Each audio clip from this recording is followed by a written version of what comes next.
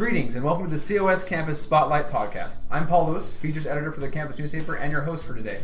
Today we'll be talking to the COS Pride Club about the importance of gender identity, and we'll also be talking about some of their upcoming events. Do you guys want to go ahead and introduce yourselves? Yeah. Hi, I'm Casper. I use he, him. Hi, I'm Briauna. I use him, her, they. And I'm Spencer, and I use he, him. And in case you didn't catch on, those are the pronouns they prefer to be addressed by. Yes. So why don't you start by talking about this upcoming panel you have? No. Okay, so on April 12th, we'll be having a Pride panel. We also did this last year, and it was very successful, so we decided to do it again. Basically, it's just a question and answer. It's for people that want to come out and really learn more about the community, so it's open to everybody. It's from 6 to 9 p.m. in the Ponderosa building on the COS Visalia campus. Sounds good. And you have a number of people coming, including straight allies. I heard a parent of a transgender child. Yeah. So we're having at least 9 people will be on the panel, and there's a variety of sexualities and gender identities that are involved in our panel this year. So we have a lot of diversity. That sounds great. What kind of topics can we talk about? Do they have anything prepared, or is it just purely a question and answer? We do have previous questions, so we have questions that are already for backup, just in case nobody starts asking questions. But basically, it's once we get the ball rolling, hopefully people will start asking questions that they're curious about, and then we'll answer those questions. And it's basically just to educate our community. That's good. I think it's really important. There's a real lack of communication between some of these communities, and it sucks for all of us, to be honest, because a lot of people who are exposed to LGBTQ community are missing out on a really wide swath of important experiences that they're just not getting. Another cool part about the panel, too, that we did last time that we are wanting to do again is have, like, an anonymous box. So sometimes people are afraid to ask questions, and so even in an event where we're open to answering those questions, people are still scared to offend or ask those questions personally. So we're going to throw out an anonymous box as well, so if, once again, we kind of have that quiet space, we can pull some random questions as well that maybe someone's not comfortable asking personally. That's great. I was actually just talking with one of our editors, Michael, earlier today about how a lot of people lack the proper language to ask a question without being somewhat offensive. It can be very hard if you haven't spent time around someone who's in that community to use the proper pronouns, to phrase your questions properly, and it's a difficult subject because it's an important thing, an important bit of gender identity, you know? Yeah, I think the biggest thing too, the question I feel like we always get is like, how do you ask someone what their pronouns are? And like, how do you come about that? And I'm like, you just ask. And you know, and that's just like the easiest question, but like that's the terrifying way, you know, some people are like, but like without offending them, I'm like, just go up and ask, what are your preferred pronouns? I think it's gotten to a place because up until recently it's been very hard to talk about these things openly, that people who are sensitive are overly sensitive about offending people, and it gets in the way of people talking. And I think this panel, the people who come will come a long way closer to being able to just openly talk about things, which is how we move forward as a culture. Definitely. And we're hoping for a bigger turnout than last year, for sure. And we also, like I said, we have more diversity than last year too, because last year's panel, we basically only had transgender youth on it. So we didn't have a lot of different gender identities. But this year, I'm very excited that we have such a diverse cast. So, but yeah, like you said, people sometimes, like, honestly, if somebody came up and asked me what my pronouns are, I would totally love to. But then the following question would be like, but why those? Especially for me, because I go by they, him, her, and they'd be like, what does that mean? Why do you go by so many? And so it's like that way this panel kind of lets me talk about how some days I might just want to go by them. Some days I might just want to go by her. Some days I might not even care. So it's just great to be able to talk to the community and tell them, I'm a person just like you. Just tell me what you want. And they'll be like, you know. And I think that's the big thing here is a lot of people who don't understand are seeing a choice and are not understanding why that choice is happening. And that's not really the right way to think of it, and they haven't been exposed to that kind of thing. So when they ask why, they don't really understand what they're asking. And I'm guessing this panel will go a long way towards answering those kind of questions. Definitely. One of the things too, it's like, that I get is, why would you choose to have, you know, to be trans? And I'm like, why would I ever want to choose to put a target on my back? Whoever wants to choose that? Because, you know, we are a very small minority, and, you know, face a lot of discrimination, especially nowadays. And it's like, I don't choose to have this identity. This identity is me. And if I could not be this, yeah, that'd be great. But that's not a choice I can make. Exactly. We don't choose our identities. We discover them through our experiences. And that's an important thing that we should all touch on. This panel sounds great. Do you guys mind if we move on and ask a couple other questions about gender identity and culture? Go ahead. Of course. So these past year and a half have been difficult for all of us who are tolerant, let's say. Has the climate in Visalia felt... Do you guys all live in Visalia, by the way? Yeah. I do. I live in Hanford. Okay. Does the climate feel any different after, the recent turmoil and the, not so great election? I actually feel like because of the not so great election that people are more coming together to fight, to be heard, to be a part of a community that they're not afraid or ashamed to be a part. And I really think that that's the biggest positive thing that's happened of this whole mess. But yeah. I agree. I've seen people coming together more than ever now, and it's all because everyone knows if we don't come together, there's a very realistic chance people's rights will get taken away, and thankfully nobody wants to see that happen. So both on and off campus, it's been amazing to see how dedicated people are to fighting to make sure things change in a positive way and not in the negative way that everyone expects them to. I'm really glad to hear that. I come from Bakersfield where things are a little bit different, unfortunately.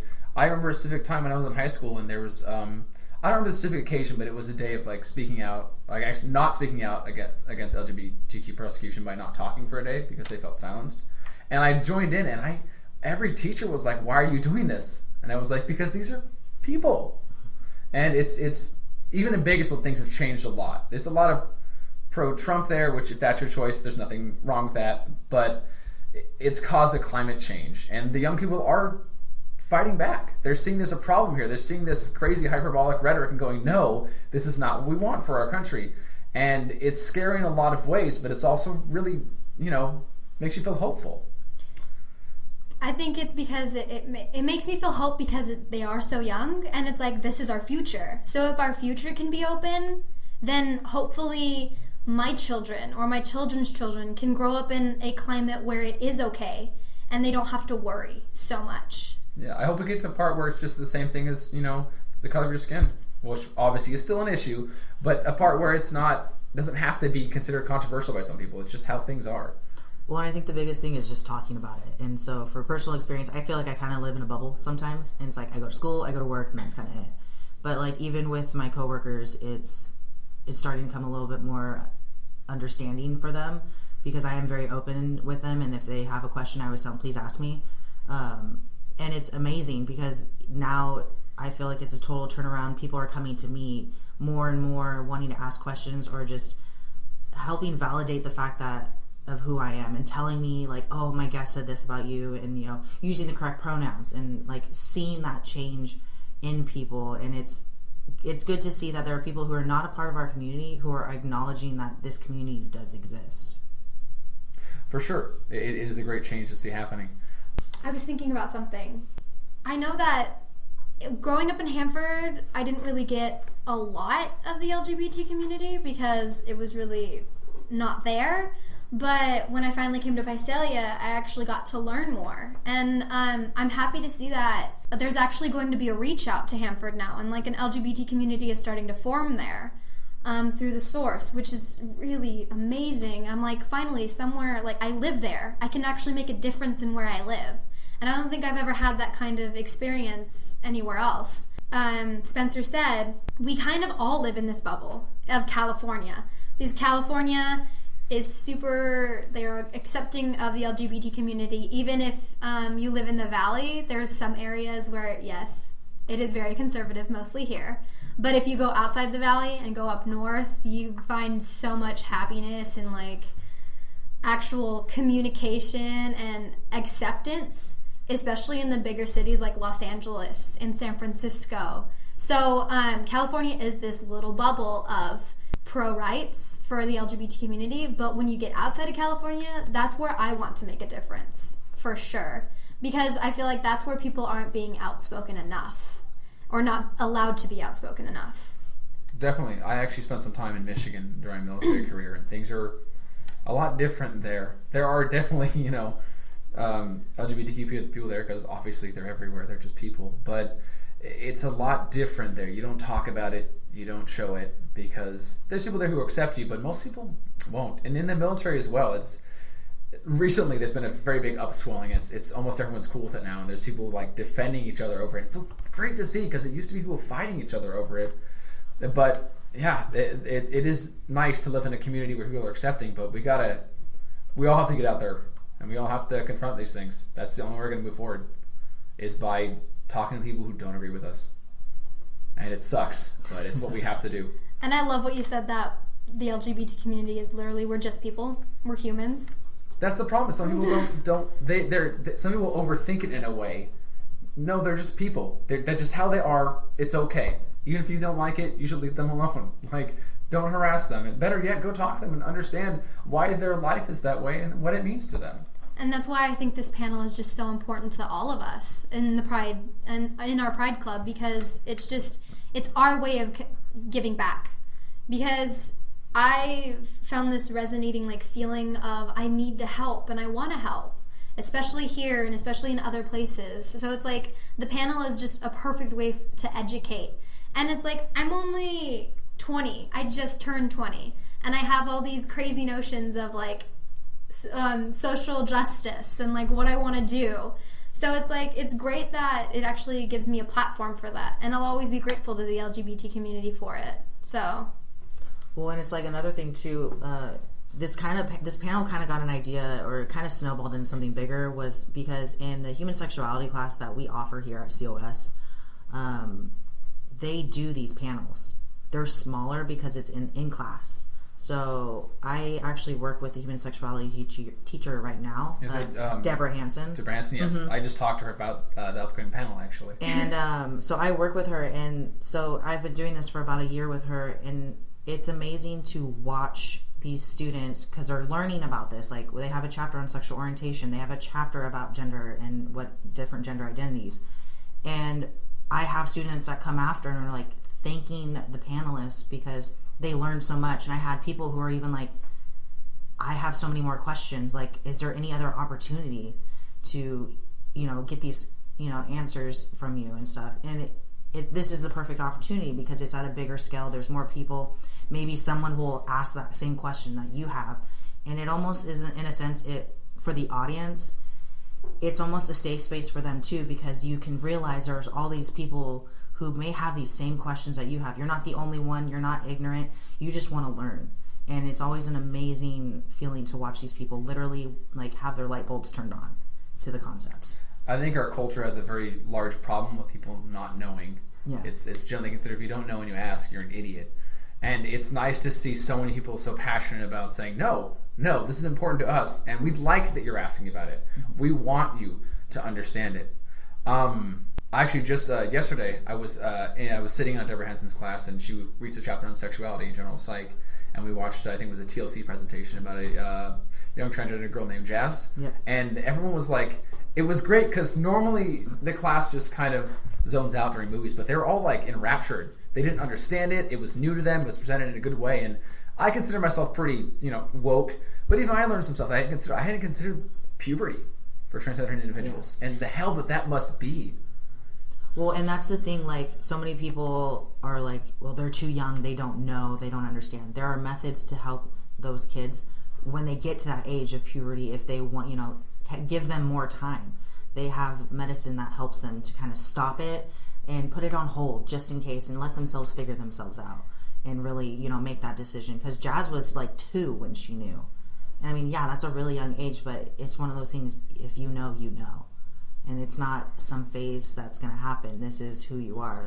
Granted, it took me years to find out. I was 24 when I figured out, this is who I am. I wasn't lucky enough to figure it out at a young age, but I did watch stuff about Jazz and other trans kids, and I was like, oh, this makes a lot of sense. And I think we're going to have to wait pretty much until we all become parents for that to become a little bit more of a thing.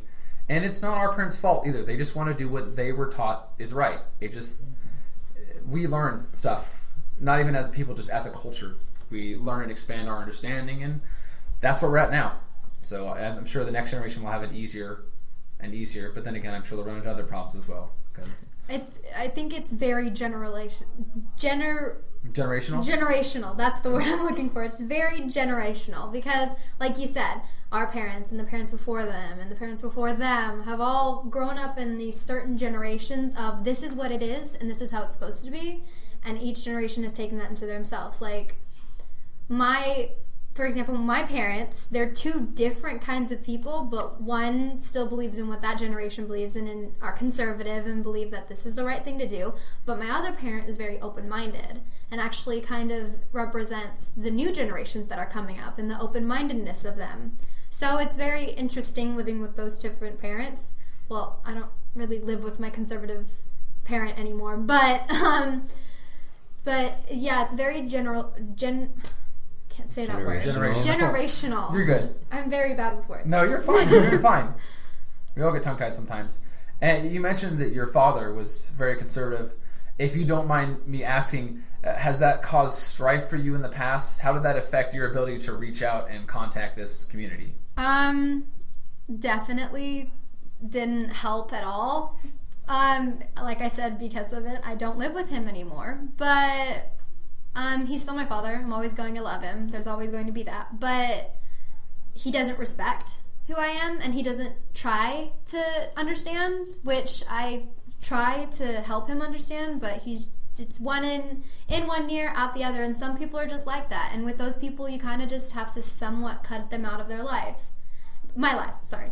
But it does suck because it is my parent, and I can't completely cut him out. But, like, say it's your friend. Say this was my friend that was like this and just refused to understand. Sometimes the best thing to do is to cut them out, because if they're not even willing to understand, then you can't push it, or else that's just going to create animosity where animosity is not needed, because that's just going to put a worse light on an already stereotypical LGBT community. For sure. I think that's something we all need to learn as we grow older, is that sometimes you just have to cut people off. It's important we go out there and teach our individual experiences and educate people, but that's different than having friends. I'm not even going to begin to draw a parallel between LGBTQ experience and bipolar, but I'm bipolar myself, and I've had to cut people out of my life because they weren't understanding of it, so I can somewhat understand what that might feel like. If you don't mind me asking, have either of you had any experiences with your parents or your family, or maybe just a close community kind of not being accepting? Yeah, my parents and grandparents were totally fine with it, and for family, like, they were really the only ones whose opinions I cared about, because the rest, yes, I love my family, but I don't see them all as much. At a family reunion, I had some people just flat out wouldn't even look at me, which, I mean, it's not fine, but that's their problem. I'm not going to let it be my problem. But on the other side, I had a relative who one day, out of the blue, messaged me, and he was saying, hey, this was because I come out on Instagram, and he was like, hey, I saw, and I just wanted you to know that, like, I used to be really against the LGBTQ plus community, and then followed by, that's what it is, right? Like, because he wanted to make sure he was getting it right. And I just wanted you to know that no matter what, you're still my cousin, and I love you, and, like, if this is what you're going to be called, then this is what people need to call you. Not even, like, this is what people should. It's no, people have to. They don't get to decide. And that was a really cool experience, because the thing is, there are always going to be people who are unaccepting. That's just an unfortunate fact of it. But sometimes the people you think will be the most unaccepting end up being the most accepting people. I feel like I got really, really lucky when it came to me coming out. I mean, it was something I was scared, absolutely scared for, because I had known for a year before I told any of my family.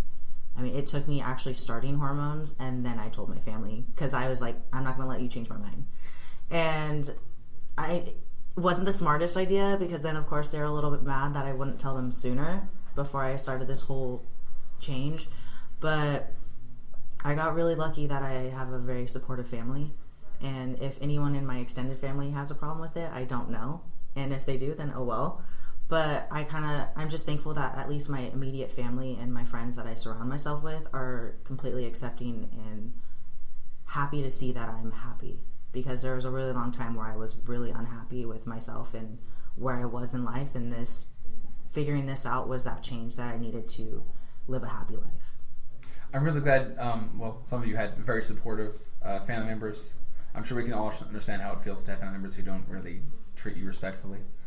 I was introduced to the LGBT community really early in life, but I kind of got more active because of a band I really like. One of their members transitioned, and it was really cool to watch because I actually get to see them once a year, and it was cool to see her become who she was meant to be, you know?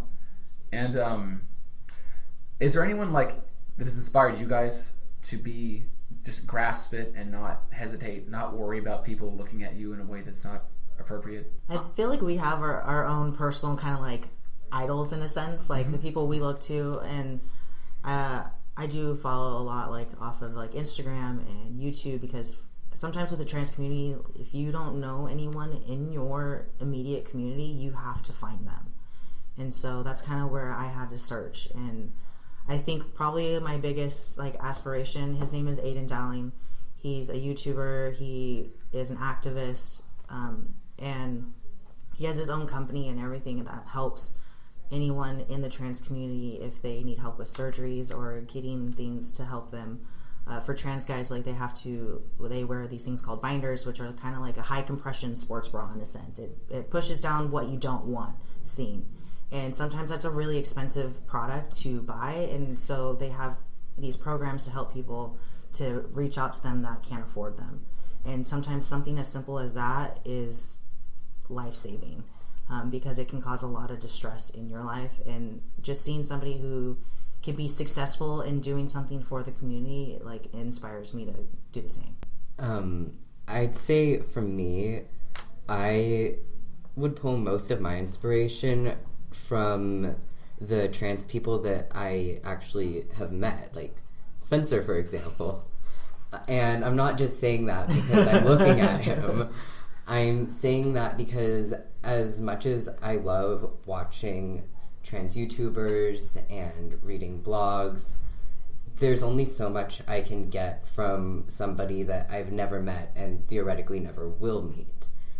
But the trans people that I know, both here on campus and outside of school, I can directly ask questions.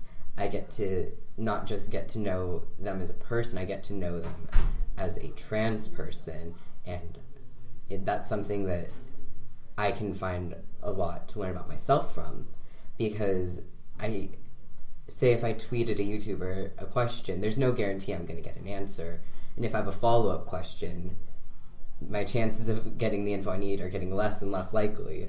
But I can always just call Spencer and be like, hey, I have a question about my shot. That's a very powerful resource that I don't really see trans people talk about. I see trans people talking about looking up to people online and in the media, but I never see trans people looking up to their trans friends. I think that's important because it is a big thing. It takes a lot of courage to do at times, and I think it's only proper that gets a due respect. Unfortunately, I only have one idol, I guess, but not very many people I've met share what I identify as. So, I'm pansexual and gender fluid. That's some mixture of person that I don't really get to meet on an everyday life. But Ruby Rose is, she's an androgynous rock star. She's gender fluid. She's killer at who she is. There's even a video of her that goes from transitioning from her super feminine persona to her super masculine persona. Oh, that's just cool. And I'm just I can't help but want to be like that one day. Deep down inside, I'm that's me. Hopefully, one day. You're fierce enough. But honestly, Casper was saying, the people around me, even though they don't share my identity or sexuality, I can still be open with them, and sometimes that's just enough for me. I'm a headstrong person in general, so what people say don't really affect me. It's more they'll affect me to the point where I'm I'm going to tell you what's up, And that's gonna be that. Sadly, yeah, I am in that like weird gender fluid and pansexual. Oh, yeah. Like, who am I gonna meet? Trans, asexual, I feel you. Like, who else am I gonna meet that actually shares the same? I'm pretty sure there's people out there that share the same thing. If there's anybody out there listening to this right now and hears this, please come to me. But Just a quick aside, if there's anyone out here who identifies with anyone who's talking, I'm sure any of them would be perfectly happy with you coming to the club and talking absolutely. about it. please Get some friends who understand. Please. I need somebody who's gender fluid. Where in are my my life. asexuals? Where are my aces at? Honestly, like, where are you? Where are my pans at, other than the one that's sitting next to me? Are there any questions you've been asked that were either you felt awkward or a bit offensive ever? Because I know, like I said, a lot of the problem people have is they don't ask questions in a way that's conducive to learning. And more importantly, how would you prefer that kind of question to be asked? What was the proper way to ask a question that might be considered a bit mean? Okay. If you don't feel comfortable, I've had a lot of people ask, "Oh, you're asexual, so like a plant then, right?" what? You'd be surprised at how often that happens. Do they think you bud? Like, Apparently Sorry, people Bob. don't know how You're thinking about single-celled organisms. I'm a eukaryote. Get ready. But people get asexual reproduction confused with an asexual person. Which, okay, that's fair. That's genuinely fair. I know we're making fun of that, but that is a fair thing because most people, their experience with the word asexual is asexual reproduction, which is when an organism just duplicates itself. Unfortunately, I cannot duplicate myself. There aren't 50 Caspers out there. We only need one. So, an easier way, or a better way to phrase that is, wait, asexual, I've heard that in biology. What does that mean? Because then I'm going to know where you've heard it and exactly what you think I'm talking about. you can cut the plant question off Yeah. at the pass. It's not lightening the mood. It's making things very awkward. Because I know that once I explain it, you're going to not get it usually if you follow it with so like a plant. When the simplest definition is an asexual is a person who does not experience sexual attraction. And then you can follow up with as many questions as you have. There are usually a lot, and that's okay. That's valid. Most people don't know what asexuals are. But you don't need to ask me if I'm a plant. I had green hair already. I don't look like a plant anymore. It's blue now. I think the weirdest one, and it was kind of, yes, it was offensive, but I mean, I get why they asked, and that's the thing. Like, I'm very understanding to sometimes the ignorance that people have. But when I came out to my coworkers, one of them literally asked, when I came out as being trans, "So you've had surgeries?" Or "You had the surgery?" And I go, first off, when did I disappear for weeks on end? And second of all, no. That's not what it means to be trans. And sometimes that's kind of a hard question to ask, but it depends on the person you're asking whether or not they're comfortable in answering. And so that, yes, I understand that's a difficult question, but you can just ask, like, you don't have to answer, but are you thinking about having surgeries? Because not all trans people have surgeries for multiple reasons. A, they can't afford it. B, they can't undergo surgery. Or C, they just don't want it. And just because they don't have a surgery doesn't mean that they're not trans. So, I don't know. Another is, so how do you have sex? Oh, Lord. It's a very common and very annoying trans question. Yes. I feel like it opens you up to a lot of quick comebacks, though. Oh. Like, how do you? Not much, obviously. And that, if you want to know the answer, I'd say the bigger problem is people don't know the time and place or ask the person to question. ask. Yeah. Or relationships that, like, you should at least Yeah. be friendly before you ask that kind of Yeah. question. I've been out partially since I was 15 and fully out since I was 16. And since I came out, I've had that question. People were asking me that as a minor. I will follow up Adults that would ask me question. that. Yeah, that is an issue I hadn't considered. That's a problem. And I was like, can you leave me alone, please? I'm like a child. I would say if they ask that question before you answer, you follow up with, well, how do you have sex? And how does that make someone feel? Like, you don't ask that question. Yeah, like I'm like, unless you're the person that I'm having any type of intimate relationship with, you don't need to know. Yeah, I'm an adult now. People, if someone asks me that, my first reaction is just. Yeah, I think it's only slightly more appropriate. It's still pretty inappropriate. Yeah. Like, hey, excuse me, person I don't know, how do you have sex? It's still like, Yeah. Any gender is notwithstanding, it's not an okay thing to ask someone. We don't ask other people how they have it, so we're good. Honestly. So, like, with me, I am pansexual, and, like, one of the questions that I get sometimes, so you like pans? Honey, you're obviously don't get what English is. Prefixes. But, like, or prefixes. But pansexual, pretty much, like, a generic phrase that I use all the time to describe it is hearts, not parts. And then with that, I also get the follow-up question of, so you don't want to have sex? And I'm like, I'm not asexual. Like, I'm pansexual. It takes me a while before I want to have intimate relationships with people because it takes me to get to know somebody. So basically, pansexual is I'm looking at somebody spiritually and who they are as a person. I don't really see them as what they have, like, down there.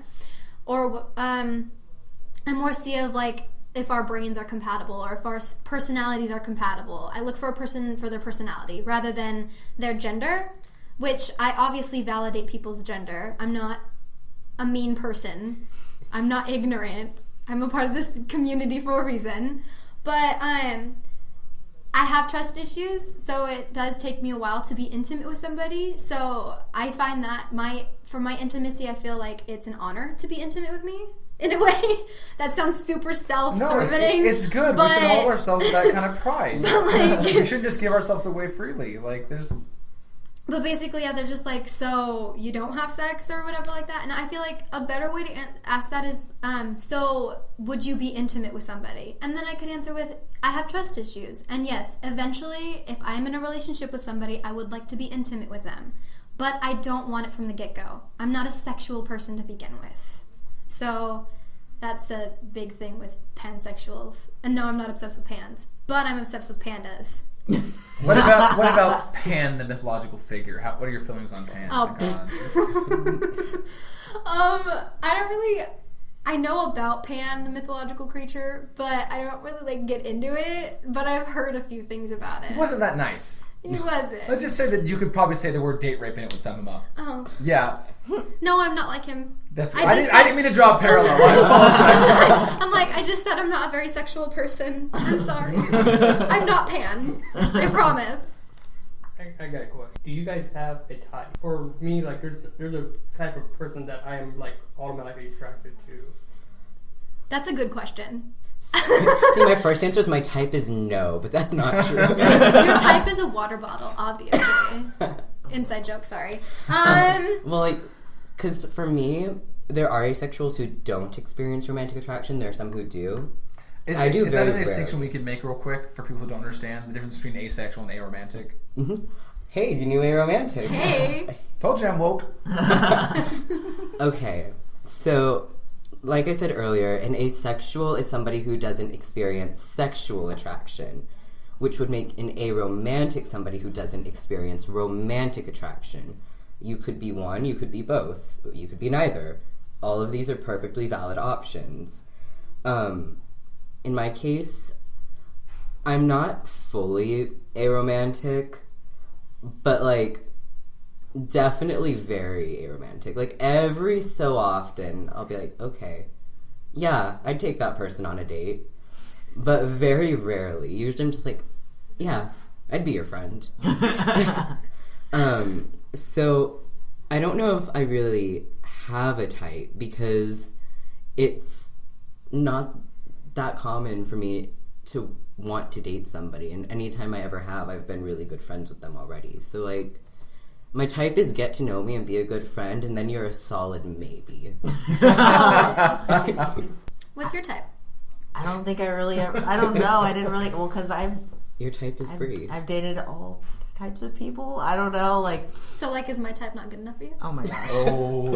That's aggressive. It's coming out. Well, I mean, looking at my past relations, I don't think I've really had a trend.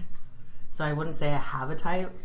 But being pansexual as well, I just, like, I have to fall in love with a person, and it doesn't matter what gender identity they are or what kind of parts or whatever like they have. It's just, I gotta love the person. So you both say that being pansexual is less about I like every part and more like that doesn't matter. I need to like the part that they're actually inside. It's fall in love with the person, make the parts work. I think is kind of more where I'm at with I think we all have to do that on some level. Yeah. See, if only everybody could be Pan, not the mythological creature. Good. I'm glad we made that distinction again. But for me, I feel like it's less of a type and more of what I'm looking for in a person. So, like, if honestly they can handle me and my aggressive nature and my headstrongness, then they're an A+ in my book. Trust me, I feel that one. Like, it's more like if they can handle me, then obviously we can go somewhere for this. I don't like people who are ignorant. So I don't know if that's a type or more like just like a preference. I think it's just sanity. I like someone who's sane. I like someone who's sane. Good luck with that one. Yeah. But yeah, like what Spencer and Casper said, it's like I don't really have a specific type because I have dated not a lot. I'm not a whore. Oh, but let's get this clear. Having lots of relationships does not make someone a whore. That's very true. It is totally okay. I myself had a lot of relationships because they went badly, and that's because I was learning to deal with being bipolar. Doesn't make me a whore. Am I a bit amorous? Yes, but that's completely separate. But I've dated a lot of people, and like you said, I think I decided that ignorant people weren't my thing because I've dated a lot of ignorant people. So that really makes me help a distinction of like what I don't want and what I want. And I'm in a happy relationship now, and I guess Spencer is my type. There you go. Oh, that's cute. Is there anything you'd like to get across to people that they don't know? Either they're not asking, they haven't considered. What's a big thing for you guys that is not ever addressed or understood by people outside of this community? You do not need sex to be happy. I am plenty happy. Stop telling me I'm not. I think it's important to understand that the LGBT community is not all rainbows and sunshine, as many people like to think. There's actually a lot of diversity, so it does come with a lot of baggage from a lot of different people. And so there is that some people do hate on other people, and they're in the same community. It happens a lot more often than people think. Because before, the stereotypical LGBT spokesperson or like figure is a gay male that's white, literally, and so there's always that, and always attractive. But I think it's really important to understand the LGBTQ community is not all rainbows and sunshine. I'm glad to see that even those in the community sometimes get that tongue twisted. It's a lot of letters. It's a lot of letters. There's literally one for every letter of the alphabet. And then you want to throw the plus in when you can, but sometimes you want to, See, sometimes I just say the community Good. and call it a day. And call it a good day. I don't even know. Because sometimes it's hard to think about what people don't realize, when you are in the community. Because you realize it all when you're in the community. So you have to think, okay, if I wasn't a part of this, what wouldn't I understand? And I think maybe the biggest thing is we don't live in this cisgender, heteronormative world anymore. It's not a thing. So stop thinking that it is, and things would be better. Another thing is rights for one group doesn't mean that suddenly everybody has rights. Like gay marriage, everyone's like, oh, so the LGBTQ plus community, I got it, has rights now. And it's like, okay, that doesn't, what about trans people? Yeah, again, that's the thing I haven't considered. Is that an issue with marriage? So that you go, oh, I don't identify as either, and they go, oh, sorry, you can't get married? Is that the way it works? Is there some I don't know pushback there? because we haven't tried to get married. I guess it's something that we'll have to figure out when. But I don't think it'd be a huge deal. All I know because California probably not. is probably not, because California does allow on your driver's license you're allowed to be non-binary on your driver's license now. So, but you two getting married wouldn't be a same-sex marriage, legally speaking. Legally speaking, no. It'd be a gender.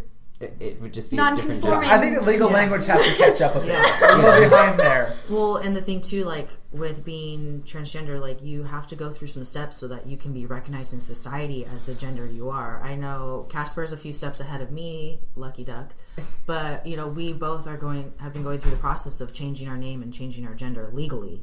And that is a process. Like, I'm barely getting started. I'm waiting for my court date to actually legally go by Spencer and have the male, identifier. I don't mean to poke at any sore spots, but how does that feel knowing that you need to do paperwork and court dates just to be who you are? Horrible, and I hate it. It's a pain in the butt. And it's really frustrating, especially filling out all these forms and having to put down your birth name because you don't identify with that name anymore. And it's like, oh, let me write that name one more time. Oh, wait, let me write it another time. I imagine a lot of the forms say, I changed to this, Yeah. which is not a way you want to present it Right. to yourself, or even, you don't want to acknowledge that, but No. you have to. For the Well, plus, even after we're both done with our legal processes, like, I'm already legally Casper and male.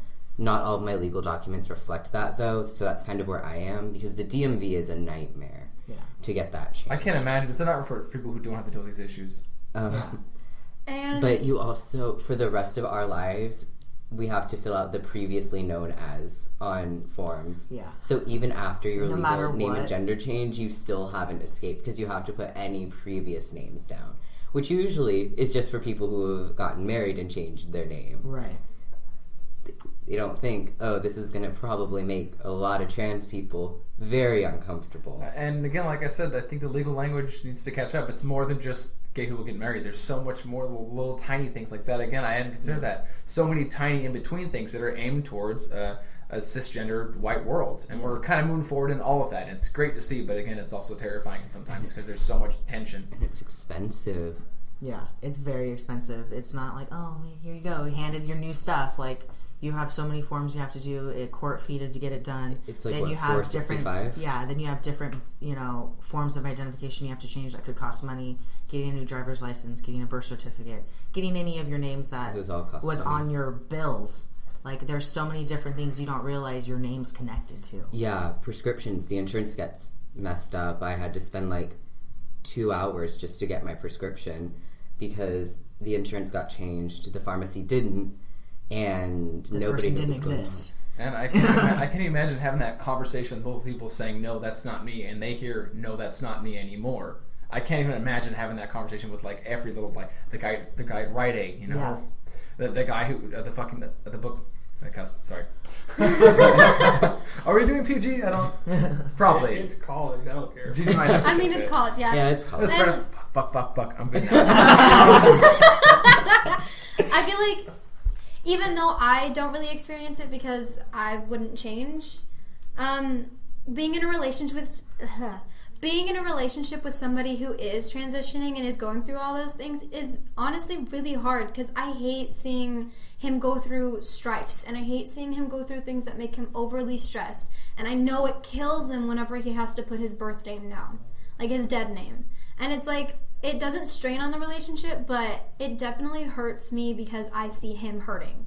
I think it's a pain a lot of us know is watch someone you care about deal with something that you can't really help with. Yeah. And it's tough. It's really tough. And you kind of have, like, for me, sometimes I'm like, oh, I have to make this phone call, but this phone call is for Spencer, but I can't say that name. I have to use my birth name. And so I'll walk away from people because I feel uncomfortable saying it, and I don't want anyone to hear me say it, especially because with Brie, like, she met me as Spencer, I am Spencer, and she'll never associate the name I had before. But even still, like, I don't like to have people hear it, or I don't like to say it. Like, people might, like, that's the one thing. Do not ask us what our name was before.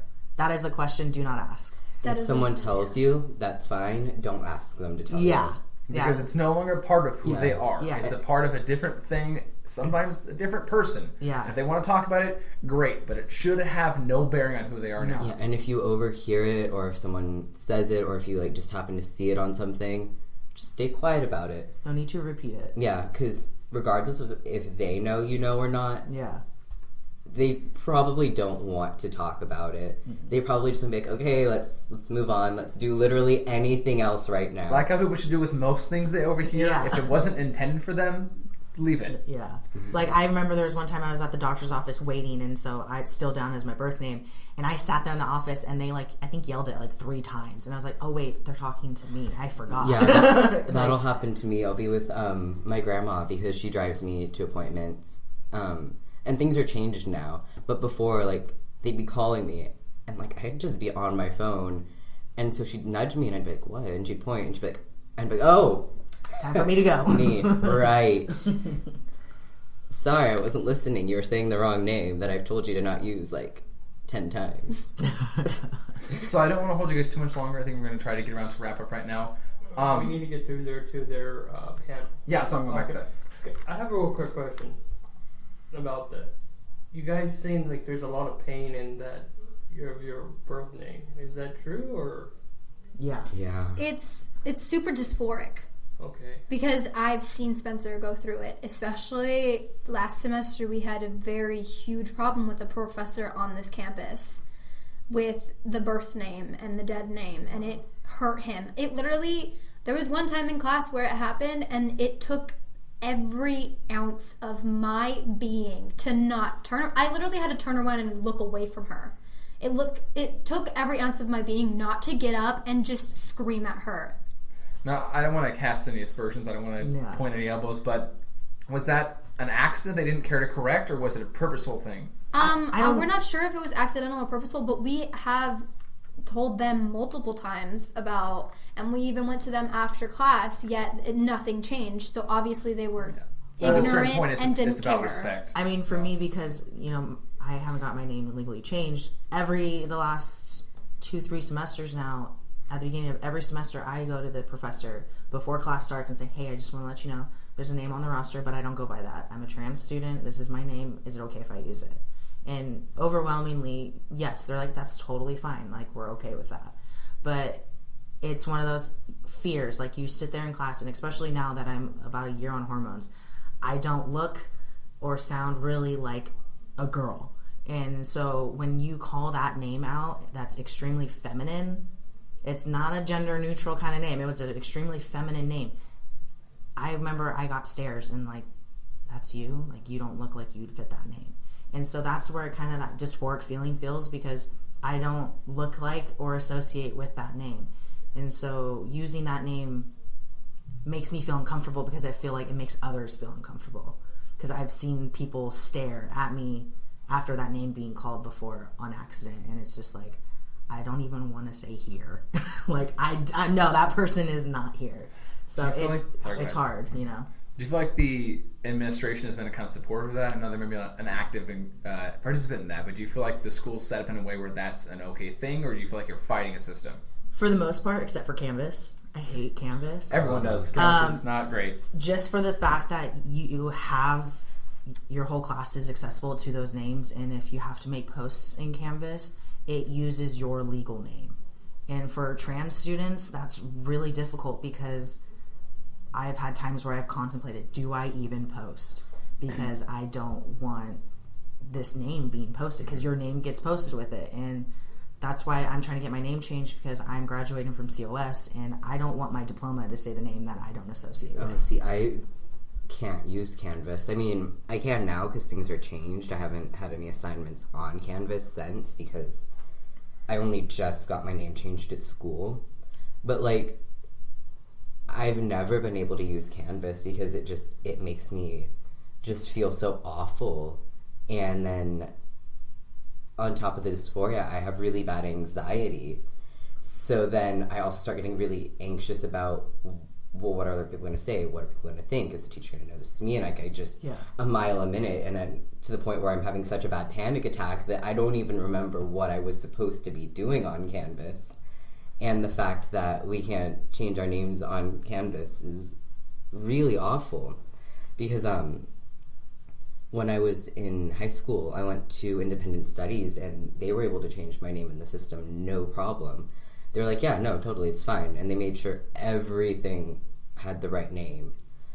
But at COS, the most you can do is make sure on the attendance sheet that it'll say the correct name. And you can do that before classes start. I did that my first semester here, and this is my third.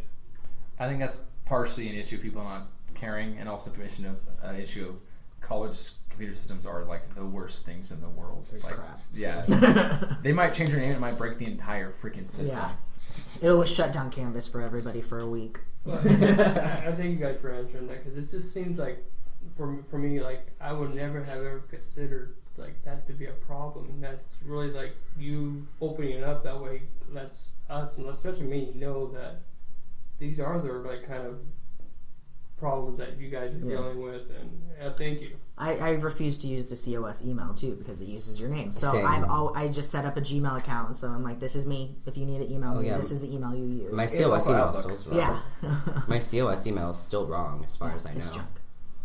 Even though that's not even my name in the school system. So I don't know if they're going to give me a new email or not. But yeah, if people need my email, I'm like, here's my Gmail. You probably have to chase down the administration for that because that email's made when you're first like made a student. So I don't think they can easily change it. They might have to make a new.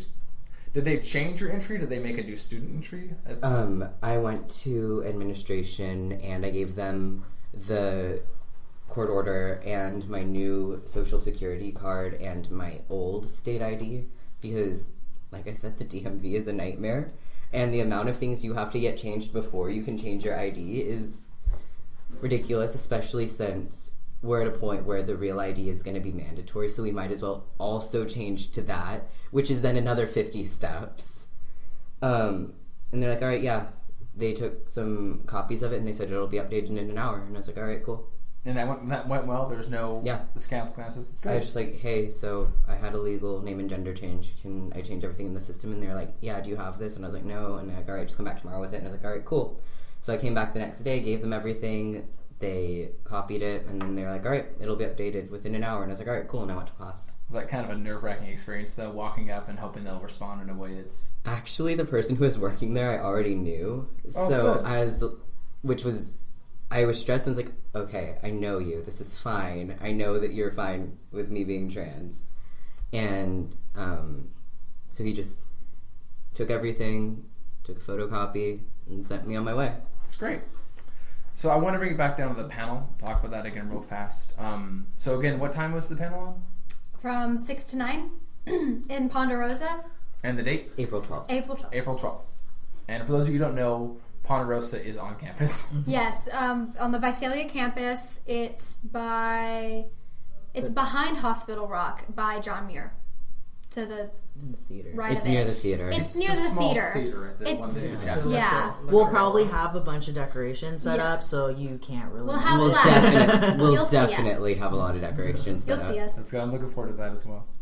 And again, it's a panel for people to ask questions. There'll be an anonymous box for people who are maybe a bit afraid or worried that they might offend someone.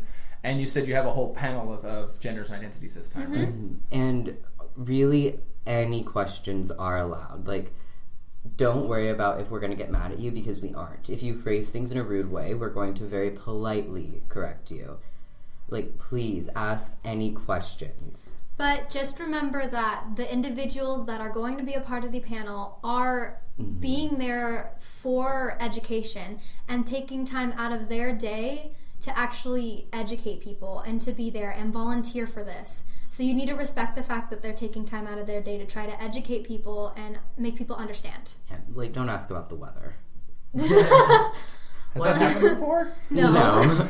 Those are the questions we won't accept. Well, the other important thing is, like, if you hear this podcast and you know you're wanting to come, like, the biggest thing is think about what you don't know and would like to be, asked and answered. And if there is that question you are unsure about asking personally, we will have that anonymous box to help you kind of alleviate your anxiety about asking a question incorrectly, because we will read it, and then say it before. So if it's a little offensive, we can kind of reword what they're asking.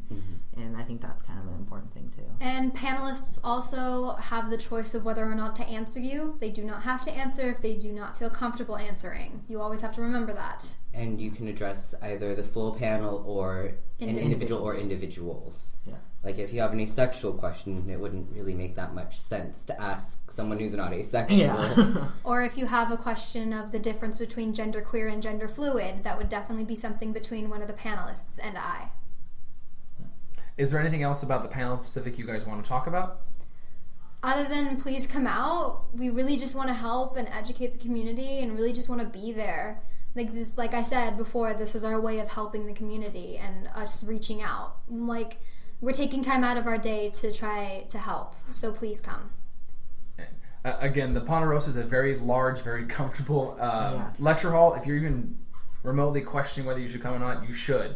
If this panel is anything to judge by, it's a very impassioned group of people who really care, and you stand on a lot from it. Even if you already are an ally, it's worth coming to understand even more experiences. Yeah. Even if you can only come for 20 minutes. And another thing is you can always ask questions you personally know the answer to, but you know a lot of people might not. Yeah. So that way it's getting answered if you haven't heard anyone ask it yet. And we have a lot of representation, so you'll be hearing a lot of different kinds of experiences and what's another one? Viewpoints? Experiences and viewpoints. There we go. Thank you. Now, I want to ask you guys 2 more questions each. The first one is not hard, but is a real serious question. The second one is honestly just a softball question. I want to get to know you guys a little more as people. First, we've done a lot of work here defining terms that some people aren't really used to. They haven't been confronted with, are confusing to them. They might think they involve plants. Could you guys each pick one term in the community that you feel like is misunderstood or is unknown and give us an example of what that actually means? Gender fluid, for sure, because I do get confused a lot with non-binary and genderqueer, and it's not that.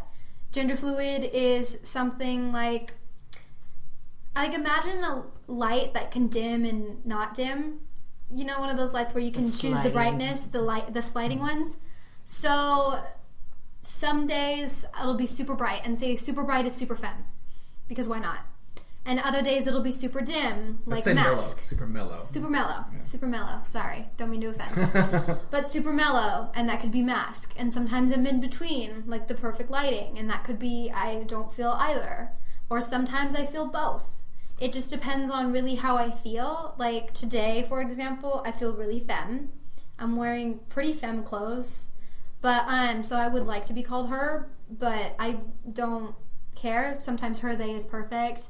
Him, like I said, him, her, they are the pronouns that I like to be specified as. And if I really am feeling a certain way, so that way you don't really give me dysphoria, I will tell you I prefer to be called they today or they this week.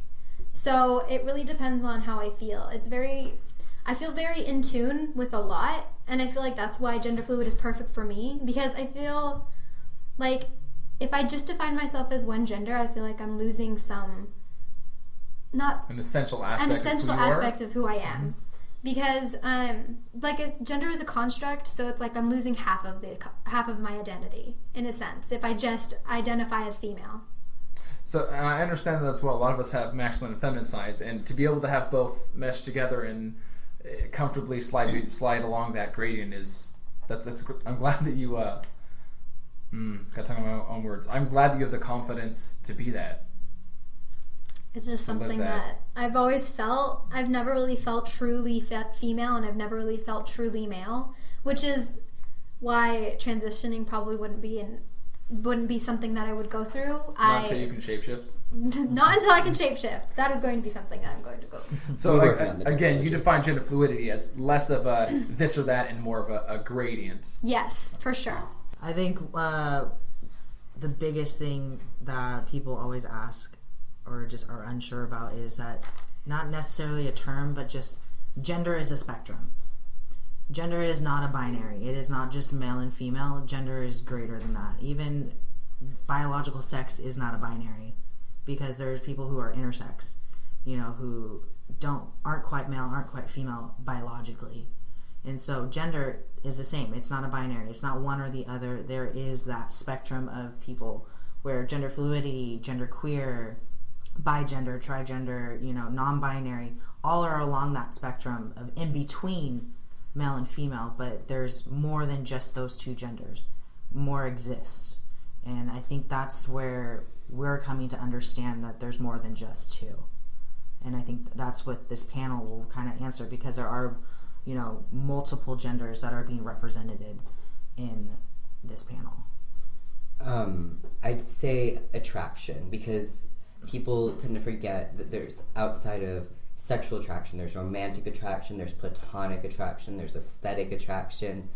Attraction comes in many forms, and people definitely struggle to tell the difference between a lot of them, and that leads to a lot of confusion for one's identity, because, I've never been romantically attracted to a woman, but I've been very aesthetically attracted to them. Girls are very pretty, That doesn't mean I want to date one. And that's something that can confuse people is, okay, I'm attracted to this, but why am I attracted? And that's definitely something very important to learn about. So again, I think I'm going to give you guys a nice softball question because I'd like to know more about you. What's your favorite guilty pleasure? Oh. I know, right? Oh. Go through Rolex. Well, 1 to 10. God, I've never shared this with anybody. Ooh. It doesn't have to be like sexual, right? No. I mean, it can be. It cannot be anything. I like listening to baby metal. That's okay, baby. It's not bad. Listening or watching? Because I feel like you're missing out if you're only listening. I watch too. That's fair. It's something that people just find so weird. Like, should I describe it for people that probably... Oh yeah, please do. Okay. So baby metal are these three little girls, not little. They're 3 teenage girls. They are tiny. They are tiny, Yeah. but I feel like never mind. They're not. I get you saying, yeah. They're Physically little. But basically they're Asian and they speak. What is it? Is it Japanese or Chinese? Shoot. It's Japanese. It's Japanese, right. And so basically they kind of fuse K-pop, or not K-pop, J-pop with metal. And that sounds so weird, I know, but I love it and I don't know why. It's just something that I love. Well, it certainly seems to be working for them. It does. They like sold. You should see their stadiums. They like, recently toured America, I believe. Yeah, their videos that I do watch, like it's millions of people that I just see in a crowd, and I'm like, obviously they're working. Whatever they're working, it works, and I love it. So there it is. Judge me. Okay. I really like watching Let's Plays of games, but like specifically story-driven games. Like some of my favorite YouTubers are Masay and Nella, Chugga Conroy, because they have smaller communities, and it's instead of just like Call of Duty, like both of them are really known for playing Nintendo games, story-driven Nintendo games, and I really like stories. And I mean, like, I'll watch other channels, but like Cryotic, I watch some of his stuff. But I'm such a sucker for story-driven Let's Plays. I love watching them. They're so good. I actually earlier today I got a notification for an upload, and I'm very excited about it. It's the finale. It's the finale of Majora's Mask 3D. I think that's kind of an odd product for our times. Is Let's Plays. I never really thought when I was a kid. I played like every game ever. I'm huge into it. I'm not gonna get started. But I never would have imagined as a kid that I would happily watch somebody scream while he plays a game and be looking forward to it when I went home. I don't like the ones where people scream. I don't like the horror stuff myself. I think you get what I'm saying. Yeah, a grown person playing a game and sometimes overacting a little bit. I figured out, at least for me, what the appeal is experiencing that story with other people. Like, even if I'm watching it alone in my room while eating my weight in snacks, like, if I chose to see what other people are saying, I'm experiencing that with all of them. And whoever's playing the game, I'm experiencing that story with them. Well, I feel like it's super a sense of euphoria too. Like they're experiencing so much happiness that you can't help but be like, oh my god, yay, they completed something. And I think that's what a lot of the bigger channels lack, is it becomes kind of a cult of personality thing and less about just enjoying a game and having people who enjoy you enjoying a game.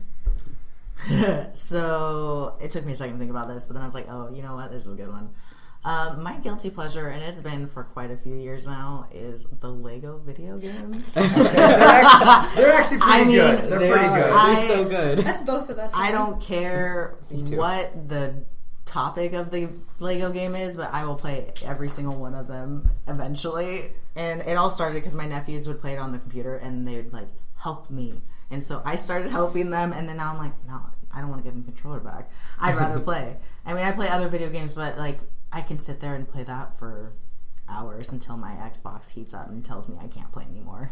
Well, I mean, we just finished Lego Hobbit. Yeah. So I don't know what it is about those games. I never enjoy the story or like anything that happens, but I love playing them for some reason. They're oddly satisfying. They're so satisfying. I think it's the building and the tearing and the... Yeah, especially when you get that 100% on one of the things, you're just like, Yes. I think if you get that satisfaction of building things with Legos without the wait time. Oh my gosh, yes. And I think that's the thing too. I grew up building Legos. I had a playhouse full of Legos because my parents were like, they're not allowed in the house. I grew up with That's wooden fair. They don't blocks. want They don't want. Yeah, What exactly. you're talking about. So it's just that oddly satisfying. Like I can break things apart, but also build it at the same time, virtually. Well, Spencer over here made me destroy my Millennium Falcon because there was no room for it in my room. Sacrilege!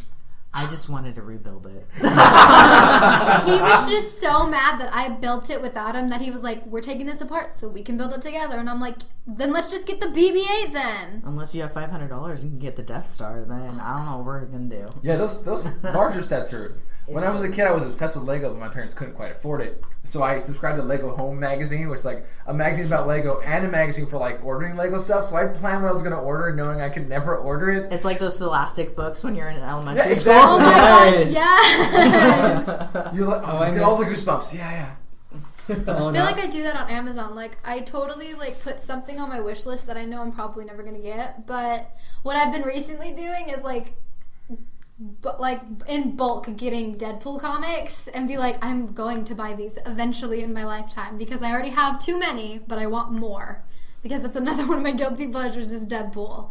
I'm obsessed. It's bad. Stationery and art supplies for me. I don't draw or write. I just really like stationery and art You just supplies. collect them and kind of, these are nice. Paper products. No, literally, I was at Barnes and Nobles with my friends, and if it wasn't for the fact I'm saving up, I was gonna buy water brushes. I don't do water Oh my brushes. I just wanted them. You just wanted to do this with them. You wanted to run them across your face. No, I just watch a lot of art videos, and I was like, I want that. It's that idea that eventually you might do it. That's what I actually I have everything I need to like I said. Now if I say it out loud I can never do it. To like tag. Like I've made lots of stencils but never actually used them. And I had everything I needed to tag. I'm actually more interested now in doing it on Canvas, but I've never done it. I have all the stuff I've never done it. I have multiple like folders of stencils I made, and I just Check out the old yard hat or The old lumberyard. the lumberyard. Yeah, yeah. I've actually talked to Erica Estrada. Is it Erica? Oh, I might have got his name. But You should totally make a stencil for the Pride Club. how's my schedule look? What's up? The Source actually features artists regularly if you get in contact with them. I've also been really getting into rubber duckies. Oh, I used to Dixie the chains? devil ducky ones, or No, like the actual, like the rubber duckies that have different kind of. So I have a unicorn, and then I have I a know exactly leprechaun, which ones you're and talking I also about. have a horsey. Like it's a small collection. It's something recent, but definitely loving it because I like squishing them. oh, so you go home and just, hey guys, You're just like back. squishy, Okay. squishy, squishy. I like get that hot one. super easily. Well, since I started hormones before, I was always cold. Maybe that's why I picked it up. I can't go on a trip without wanting to buy a sweatshirt. I have so many sweatshirts and blankets. It's ridiculous for especially for someone who's always hot. Like I'm in a sweatshirt right now, and I'm so hot. But I love sweatshirts and blankets so much. They are pretty comfortable. I'm the same way when I lay down. Like I hate summer because I just want to be covered in every blanket I own. Yes, I feel that on a spiritual level. Like I can't be happy going to bed if I don't have at least covers of something on me. Exactly. Like I spent time in Michigan and Massachusetts where it's very cold and it was nice because like blanket you're good, but here you can only take so much off before you're taking off skin, and that's not really a way that things work. I have a friend who was over this weekend, and I'm not jealous of the fact he always is cold, but I'm jealous of the fact that means he has the ability to always have blankets, because when he was over, we put all of the blankets except for the one I was using because I was really hot in the dryer before he went to bed, and I was like, that must be so nice. Like, that must be so nice to be that cozy, but here I am with my one blanket and I already feel like I'm dying. Yeah, blankets for solid dryer are one of life's biggest pleasures. Is there anything else you guys want to talk about or mention that we didn't get a chance to get around to? No, I think the panel was just the biggest drive for this. And again, the time and date for that was? April 12th at the Ponderosa Building from 6 to 9 p.m. And again, if anyone's even considering coming, they're not sure, you should definitely come. I've been to multiple events there, and it's a great venue, and this sounds like a very, very important event. Thank you. Thank you for having us. Thank you for coming. We appreciate it. We love this kind of stuff. It was fun. It was really It good. was. I'm I glad like we did talking. this. We know. Talking's fun. This